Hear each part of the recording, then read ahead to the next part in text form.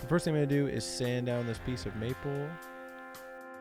I cut it to 48 inches just because I wanted it to be easier to run through the table saw. You definitely don't have to do this, but I just felt like ease of use, it would be my best bet to cut it down to a good working length. I then set the table saw to 7/8, which I was going to use as the depth of the picture frames.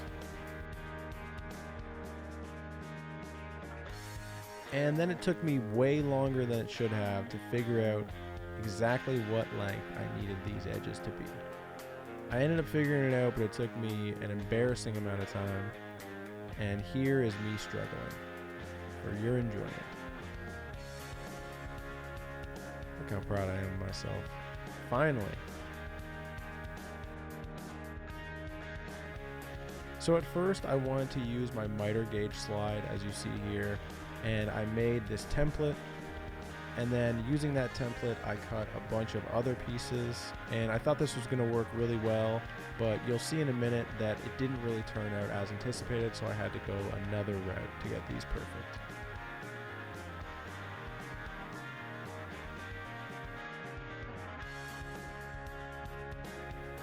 And then I laid them out and they all looked pretty good, I think, and I was really impressed, but then upon closer inspection, not so great on the edge there, a little bit off, so I had to figure out something else.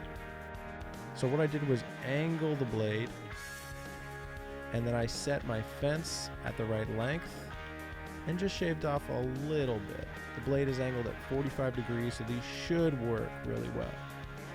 And the fence would have gotten in the way for the smaller lengths, so I made up this little mini rip fence of my own, and it actually worked out really well. I would definitely do this again. Now I put these together, and look at this. That is perfection right there. Now I need to cut the inset where the matting and the picture itself was going to sit. So that was 1/4 inch on either side. And you'll see here I'm cutting it all the way through. That's because I need a place for the picture to slide in and out in case, you know, that girl dumps you or whatever and you gotta change that photo out. Now I use these clamps to put the picture frames together, make sure they're all 45. I used a pin nailer. You could also use glue, but I wanted to use a pin nailer because I had so many frames and not as many clamps. But I will be honest though, I did ditch the clamps a little bit later and they still turned out pretty square, I think.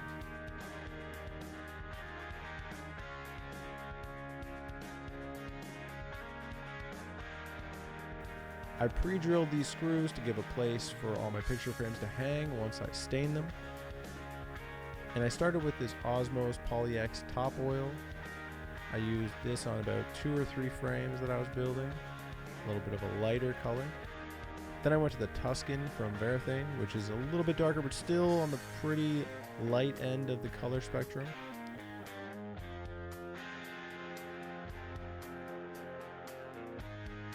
Then I went something a little bit darker, which is the Walnut from Varathane.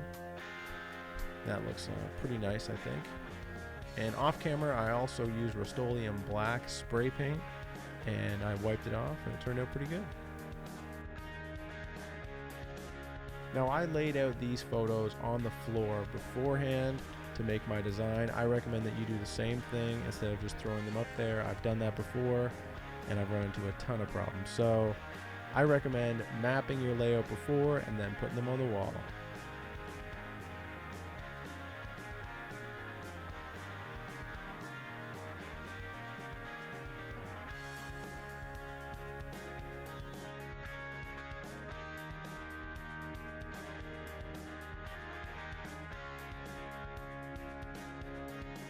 And this is how they turned out. I'm really impressed with this. I was really stoked with it. Get some good memories up there. And this is a pretty easy project and pretty inexpensive as well. It cost me 1 piece of wood and some picture matting from Amazon. Hope you enjoyed it. Please let me know in the comments if you have any questions or hit me up. I'll be sure to get back to you. Thank you.